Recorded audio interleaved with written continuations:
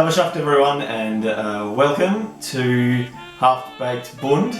And today we're going to be learning a little bit about how to make bagels, a classic Jewish staple, along with some little known facts about the bagel bakers and Bakers Union. We'll see how this all goes. Hopefully by the end you'll have some nice chewy bagels. It's going to take a couple of days, including a bit of an overnight proof in the fridge.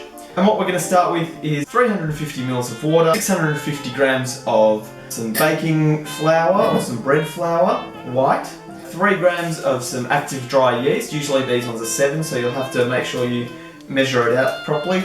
Just some regular table salt. We're going to need some malt syrup. I've used rice malt syrup in the past, it's gone well, but you can also use the barley. 10 grams of baking soda and a mix of black sesame seeds, white sesame seeds, some dry onion flakes and some dried garlic flakes, some poppy seeds and some flaky salt. But we're going to get to that topping a bit later. But to start with, we've got here our stand mixer that we're going to be using, Kenwood. Okay, so to start with, we're not going to use all of the flour, we're just going to measure out 250 grams of the flour. So I'm just going to pop this into here to weigh first. There we go, that's 250 grams.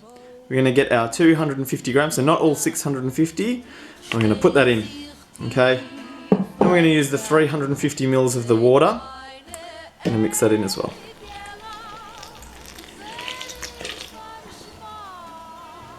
I'm just going to use a spoon to mix that through. Okay, so we're going to get our 3 grams of yeast as well. Pop that in. Just mix that together. So, should look something a little bit like that. We're going to cover this with either a damp cloth or maybe some Glad wrap, and we're going to let that rest until it probably doubles in size. Now that may take 2 or 3 hours depending on how warm your house is, so maybe crank up the heating just a little bit while you're waiting for that to rise. Okay, so you can see here it's looking really nice and bubbly now, and it should look a little bit like a spider in a drink when you add the ice cream. So that's exactly what we want. In another bowl, what we're going to do is we're going to get the remaining flour, 400 grams, pop that in, some salt, 10 grams. Just going to give that a whisk, get all the dry ingredients together like that.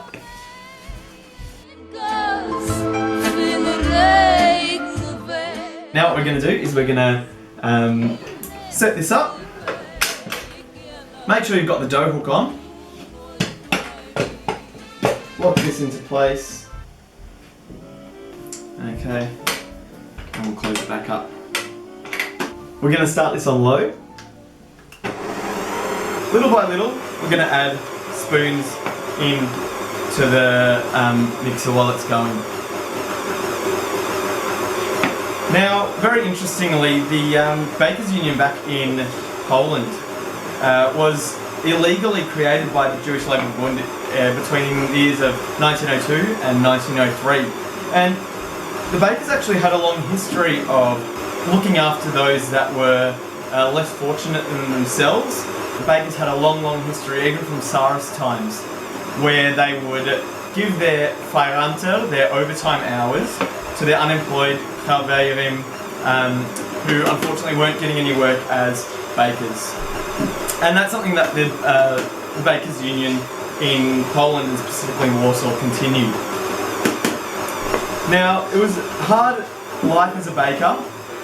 By the 20s and 30s, a lot of them were, a lot of the Jewish bakers in the Bakers Union were old men, and few of them had apprentices. Now, being an apprentice wasn't a glamorous job either. It would often take 6 to 8 years for apprentices to eventually step up to start making dough, and so it wasn't very much fun for them.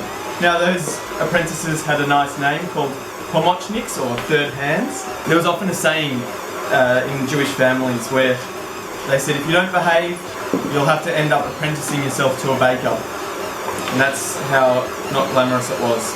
Alright, so we're going to keep going on this slowly. If you come in, we'll have a nice close look. And what we want is the dough to keep combining.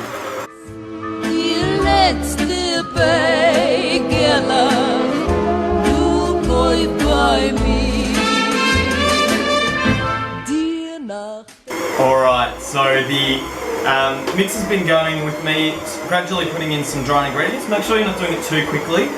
And it's been going for about 15 to 20 minutes, and that's probably all we're going to need. So I'll just turn it off. And we've somehow got 2 balls of dough. I'm not really sure how that happened. It's going to be a bit sticky, so it's coming off the sides of the bowl when you're mixing it. That's when you know that it's pretty much ready. We're going to take the bowl, we're going to cover it in a damp cloth, and then we're going to put it in the fridge for about 20 minutes. So I'll see you after that. 20 minutes has gone by. What we have to do, we're going to get a baking sheet, put some baking paper in, give it a nice spritz, and make sure all the edges are covered as well. Then some Glad wrap, and the Glad wrap is going to cover the whole of it. So if you're like me and you have a really big baking sheet, you might need a couple of pieces to go across like this. Okay, and make sure it's really tight and that no air is going to get in underneath there. And if that means that you might need to trim the baking paper like I might need to, then that's what you'll have to do. The aim is we're going to put the dough in there, and we're going to try and keep it really nice and cool, and we're going to try and keep it really nice and moist as well. We've got the bowl back out of the fridge with the damp cloth on it, and if you want to come and have a look a bit closer, here's what it looks like. Okay, so what we're going to do, we're going to take it out, and we're going to cut off bits that are about 65 grams. Now, it might take a few goes, and if you've got kitchen scissors, that might be the easiest way to do it. Yeah, so that's about 75. So you want things that are a little bit smaller than that, maybe about the size of maybe a golf ball, or a little bit bigger than that, okay? And what you're going to do, as soon as you've got your piece that you're happy with, lift it up and pop it down, okay? And close it back over. So that's about 72. It's okay, don't worry too much if they're a bit over or a bit under. You don't need to roll them into a ball or anything. Okay, so now that we've got them all cut out and put on the tray, now we're going to turn them into balls. So you take your piece of dough, and the idea is you want to make it into a really taut ball. So you're just going to go around like this. You're using these fingers here to stretch the top, and then you're using these other fingers to really take the sides and really make that top stretched. These fingers are really keeping it as taut as you can. Okay, so you're trying to keep them nice and tight underneath. Okay, and it will look a bit funny underneath at first, but when you feel like you've got it really nice and taut, even top, similar to that, what you're going to do is pinch it at the bottom, a bit like a crepe, and then with your hand just go like this on your bench or on your cutting board.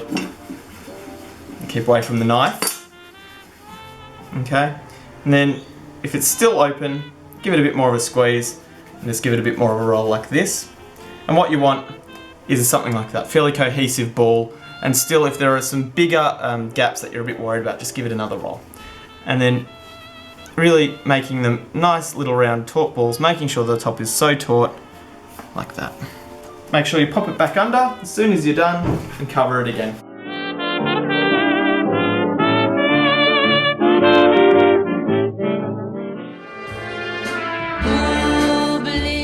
Bakers also had a vital role in Jewish life, despite the job's poor reputation among Jews. Bakers would often be the reason that many Jews in the city or the town where they lived would have warm meals on Shabbos. And that's because every Friday, the children of the house, or the maids of the house, the servants, they would take down the big cholent pot to the bakers. They'd put a number on a piece of paper, and of course, that number would burn up in the oven. And then, after Shabbos on Saturday night, they'd send the children and the maids back, and they'd run back to the bakery, pick up the pots, which had been cooking for 24 hours in the baker's oven, and then they'd have to have a guess at which cholent pot was theirs. And often, the poor families would end up with the rich family's cholent, and vice versa. This exchanging of the pots also led to many happy and sadly unhappy stories of love between bakers and the maids of the house, who would strike up friendships during this Friday afternoon tradition. In other parts of Poland, the young Bundists would come to the bakery on Thursday afternoons, where the older daughters of the households would come with the challah dough ready to be baked. and the Bundists would use this time where the daughters weren't closely watched by their families to try and recruit them. The Bakers Union itself also may have seemed like a bit of a hive activity at the time, however, its yearly activities were often split into two distinct periods, that is, Matzah Week, which lasted around 4 weeks, and the rest of the year. But during Matzah Week, the union came alive, and due to the influx of work, the bakers were often well paid. They bought luxuries for their families and prepared for Pesach, the most beautiful Yontif. They could even earn enough to put aside for savings when times would be tough later on in the year. The membership of the union often paid their overdue membership fees at this time as well, and the union then would have some money set aside for when it would be needed later in the year. Outside of this time though, there was usually not much work and not much income for most bakers. Okay, and now they're ready for the fridge. 20 minutes has passed since we put them in the fridge. And now what we're going to do is we're going to be turning them into the ring form that we all know and love. Okay, so what it starts with, you just get the nice pillowy dough and you pinch a hole in the middle and keep turning, keep pinching until you break through. Okay, just a little bit like that. And then you keep pinching, until there's enough room to put a couple of fingers in. And then you slowly stretch. Stretch. Great, and you keep going like that until you can fit about 3 fingers in. So that one might need a bit more stretching. There we go, fits 3 fingers in. Then you pop it back underneath.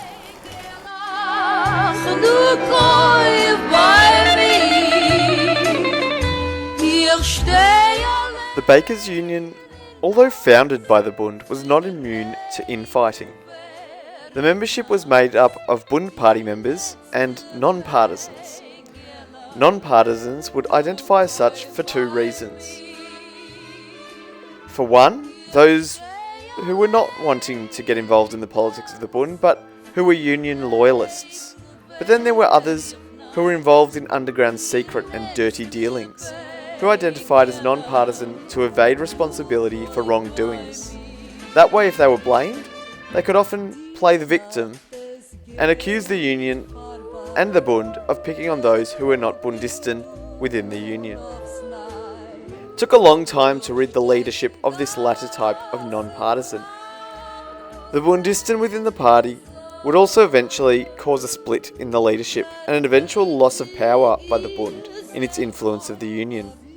The Bund, the communist arm of the Bund, eventually split off from the Bund itself, and together with the communists and thugs, captured the Jewish Bakers Union, with assistance from the communist-controlled Polish Bakers Union. The Bundist bakers within the union didn't leave though. Instead, they remained and fought internally to eventually win back the Bakers Union for the Bund.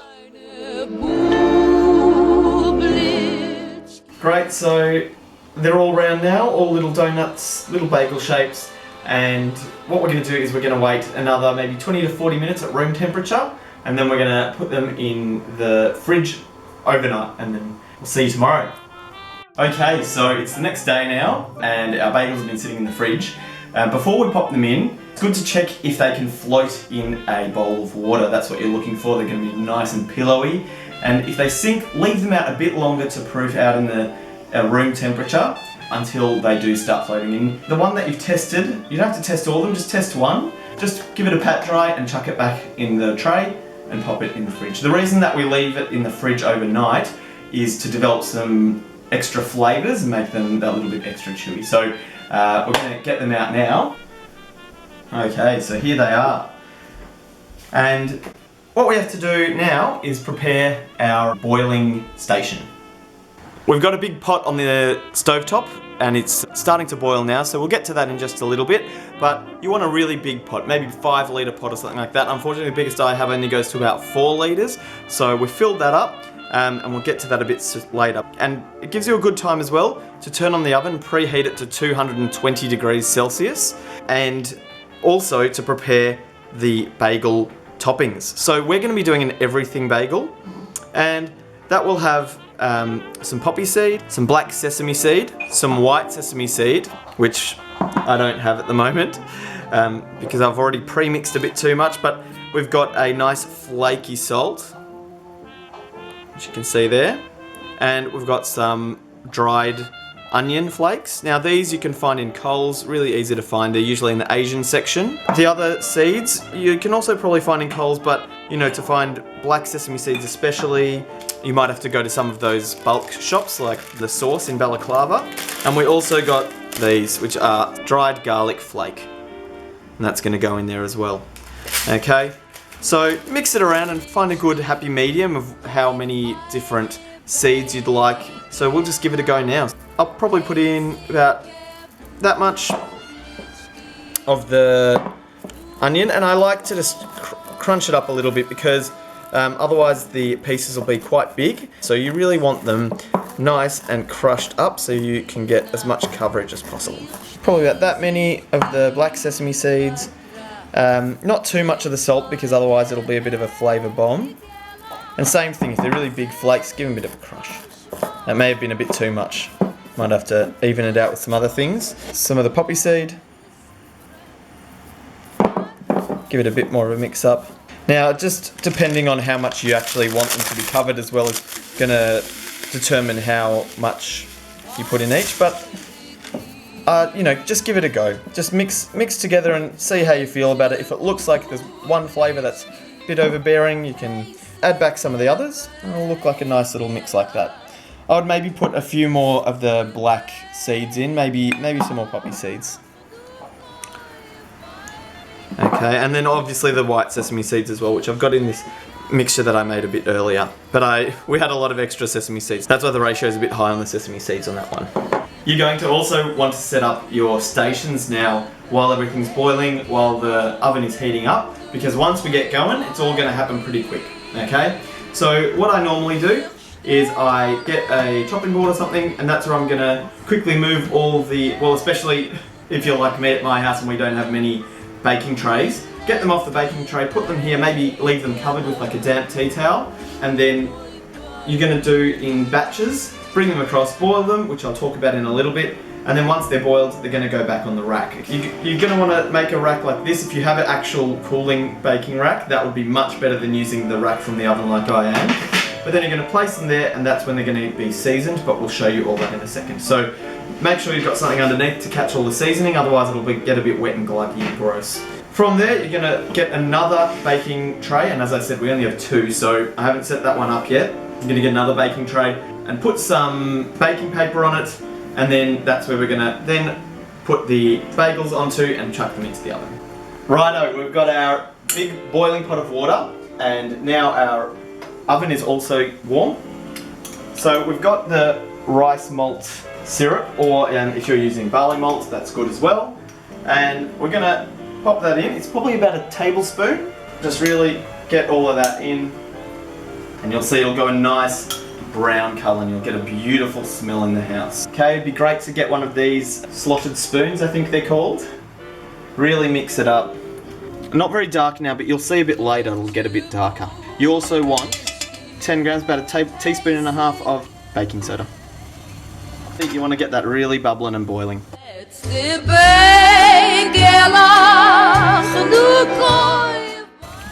Make sure you've got a stopwatch. Things will be happening a little bit quickly. You want to go in batches, and they're going to expand a bit in size. And they're going to have a flat side. So you want maybe 5. Okay? And they've got a flat side and a round side. So you want the flat side on the bottom to start with. Now you're going to put your timer on, and 60 seconds is what you want.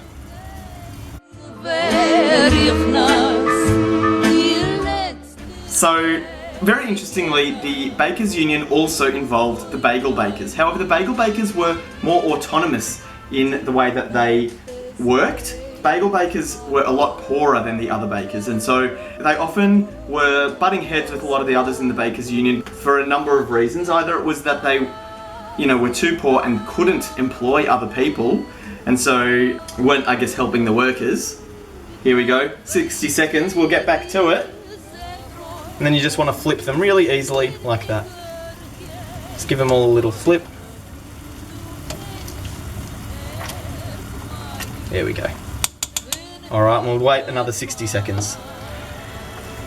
So either they were butting heads with the union because they weren't employing anyone because they were too poor and they often had to use their own children or their wives to bake for them, or they were butting heads with the union because they weren't paying their apprentices enough. You'll see it's really bubbling now, and now we're about to hit the 1 minute mark on that side. Transferring them over. Okay, make sure the flat side up. And a way that can be easier is just flipping them before you take them across. It'll be better if you have an actual baking tray or a wire rack, baking wire rack. If you're using an oven rack like I am, the oven rack might cause it to have some grooves in it, which obviously isn't as nice aesthetically. Really, if you try and be as quick as you can. While these are steaming, we'll pop the next batch in.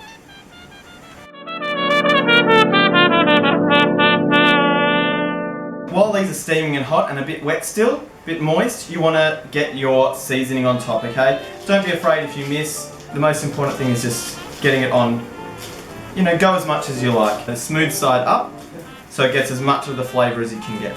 And you're going to be doing this while the sides are boiling, so make sure you're keeping your eye on that stopwatch and you're only getting 60 seconds on each half, okay? So we're going to go back and flip them now.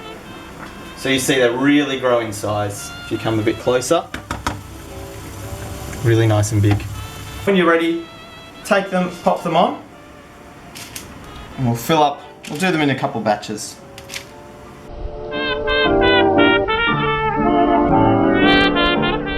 Okay, and if you have a look in here, we've got one that's is having a bit of trouble floating.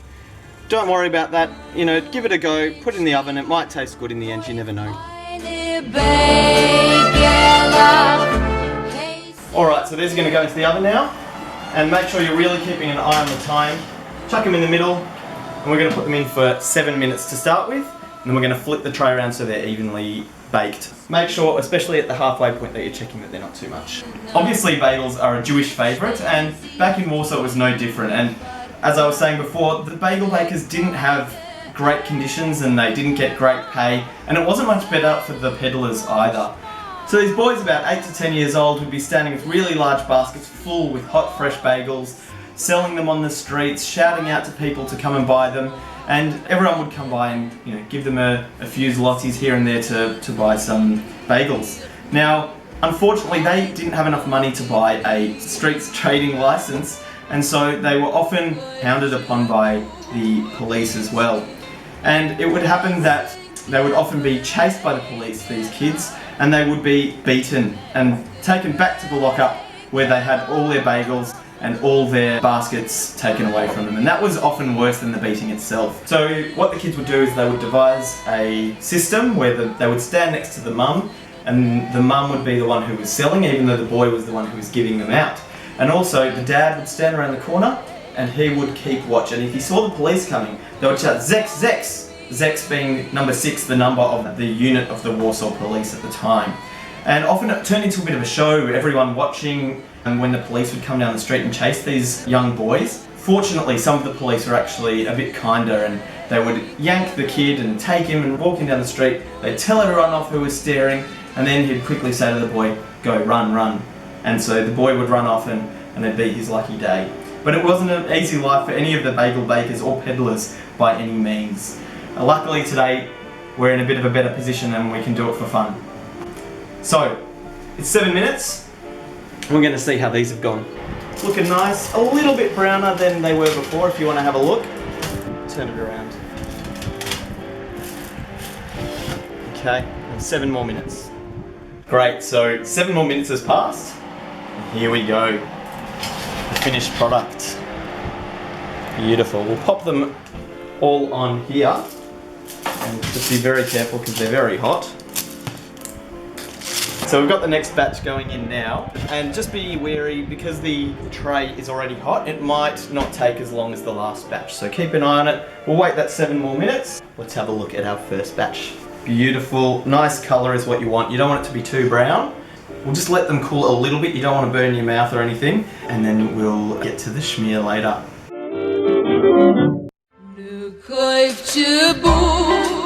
Both batches are out the oven now. We've let them cool just a little bit, but you still want them to be warm.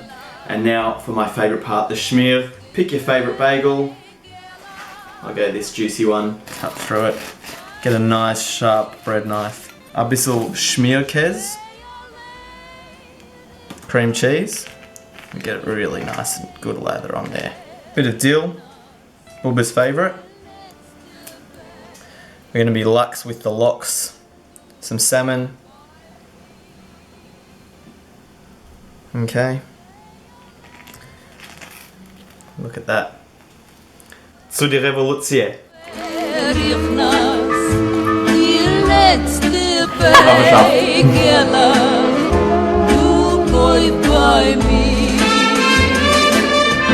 Die Nacht es geht vorbei.